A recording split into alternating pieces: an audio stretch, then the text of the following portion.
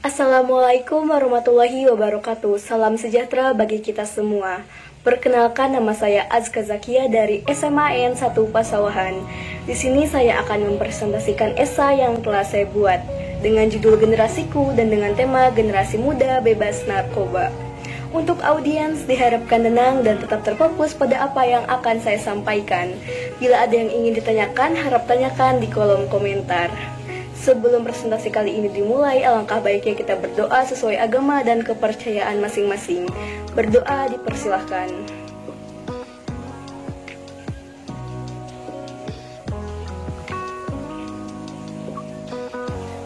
Selesai. Poin pertama yang akan saya bahas yaitu kita harus mengetahui terlebih dahulu apa itu narkoba. Narkoba merupakan singkatan dari narkotika, psikotropika, dan juga obat-obatan terlarang. Ada pula istilah lain yang diperkenalkan oleh Badan Narkotika Nasional atau BNN yaitu NABSA.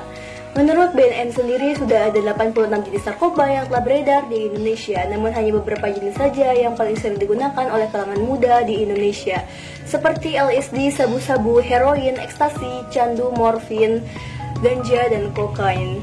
Mengapa demikian? Saya ambil contoh ganja. Mengutip dari situs online, harga dari ganja sendiri yaitu 270.000 per kilogram. Dengan harga sedemikian rupa, remaja masih bisa untuk menjangkaunya. Mengingat untuk para pengedarnya sendiri telah begitu banyak di Indonesia. Trik marketing yang seringkali digunakan oleh para pengedar narkoba untuk menarik perhatian para remaja yaitu: pertama, mereka akan menyodorkan narkoba untuk pertama kalinya secara gratis. Yang kedua, ketika target sudah mereka dapatkan, otomatis target tersebut akan menjadi pelanggan tetap karena sudah kecanduan. Poin selanjutnya yang akan saya bahas yaitu kita harus mengetahui apa itu masa remaja dan mengapa sih remaja seringkali dijadikan target oleh para pengedar narkoba. Masa remaja menurut orang tua adalah masa pancaroba di mana seseorang memiliki rasa keingintahuan yang tinggi, ingin mencoba segala hal, dan juga memiliki emosional yang tidak stabil. Maka dari itu remaja kerap kali dijadikan target oleh para pengedar narkoba karena masa remaja adalah masa di mana seseorang mudah sekali untuk dipengaruhi.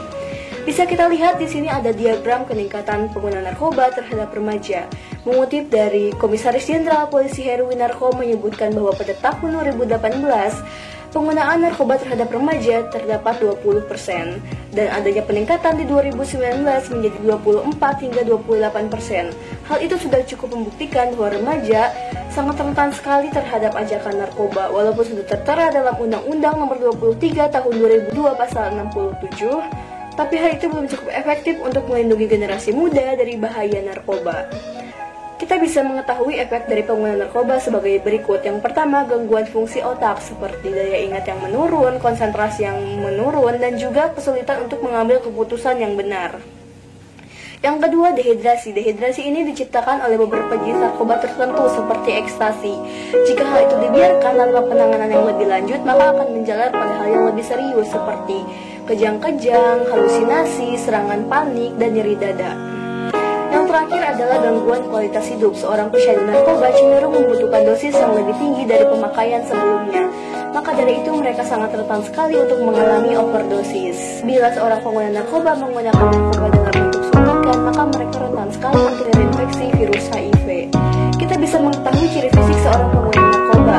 Yang pertama, berat badan mereka turun drastis, lalu memiliki mata cekung dan merah, muka pucat dan bibir kehitaman, sering sembelit atau sakit perut dengan alasan yang tidak jelas, memiliki bintik merah seperti bekas gigitan nyamuk, terdapat bekas luka sayatan, dan juga terdapat perubahan warna kulit pada bagian tubuh bekas suntikan. Lalu apa saja sih faktor-faktor yang menyebabkan seorang remaja terjerumus dalam narkoba? Yang pertama ada faktor eksternal, yaitu faktor dari luar, seperti pergaulan dan juga faktor lingkungan. Maka dari itu remaja harus bisa membedakan mana itu menikmati masa muda dan mana itu merusak masa depan. Lalu yang kedua ada faktor internal, faktor dari dalam seperti faktor keluarga, psikologis, dan juga faktor genetik. Dari kedua faktor yang telah saya sebutkan tadi, faktor yang paling mempengaruhi seorang remaja terjerumus dalam narkoba yaitu faktor dari dalam, faktor internal. Jika seorang remaja kurang atau tidak mendapatkan kasih sayang dan didikan dari orang tuanya, maka mereka cenderung akan mengalihkan dunianya pada dunia luar, dan dikhawatirkan mereka akan lebih terbuka pada orang lain dibandingkan terhadap keluarga atau orang tuanya. Dengan kondisi seperti itu, mereka akan lebih rentan ajakan-ajakan negatif seperti pergaulan bebas dan juga penggunaan narkoba. Lalu ada pula faktor genetik. Bila orang tua pernah atau masih menjadi seorang pecandu narkoba, maka kemungkinan besar anaknya akan menjadi seorang pecandu juga, karena seorang anak adalah kopi paste yang unik bagi kedua orang tuanya. Lalu apa yang harus dilakukan kedua orang tua bila anak sudah terlanjur terjerumus dalam narkoba? Maka dari itu sebaiknya orang tua tidak hanya mengetahui bagaimana cara mencegah anak agar terhindar dari narkoba, tetapi orang tua juga harus mengetahui bagaimana jika suatu saat nanti anak terjerumus dalam narkoba. Karena kita sebagai manusia harus bisa mengambil kemungkinan yang terburuk dalam hidup. Maka dari itu hal pertama dan yang paling utama harus orang tua lakukan adalah komunikasi. Komunikasi adalah kunci dari segala hal. Kunci hubungan antara sepasang kekasih, kunci hubungan antara suami dan istri, kunci hubungan antara keluarga, dan juga kunci hubungan antara orang tua dan anak. Lalu bagaimana jika tidak berhasil? Atau bagaimana jika sudah berhasil berkomunikasi dengan anak, tapi anak tetap enggan untuk keluar dari ruang lingkup narkoba? Maka yang bisa orang tua lakukan adalah memanggil tenaga ahli yang lebih profesional seperti psikolog atau psikiater, lalu bawalah anak pada pusat rehabilitas. Karena sejatinya membangun generasi muda bebas narkoba bukan hanya sekedar mencegah, tetapi juga mengobati agar seluruh generasi muda di Indonesia terbebas dari jeratan narkoba. Kita harus mau berproses dan juga kita harus mau saling support. Karena jika kita hanya bisa saling menghakimi, saling kritik, apalagi saling menghina, hal itu hanya akan membuat seorang pecandu narkoba semakin enggan untuk kita tolong. Dan yang lebih parahnya lagi, kita akan kesulitan untuk berkomunikasi dengan mereka. Saya bisa, Anda bisa, kita semua bisa, generasi muda bebas narkoba. Sekian presentasi yang bisa saya sampaikan. Saya Azka Zakia pamit undur diri. Mohon maaf bila ada kata yang tidak mengenakan. Wassalamualaikum warahmatullahi wabarakatuh. Sampai jumpa.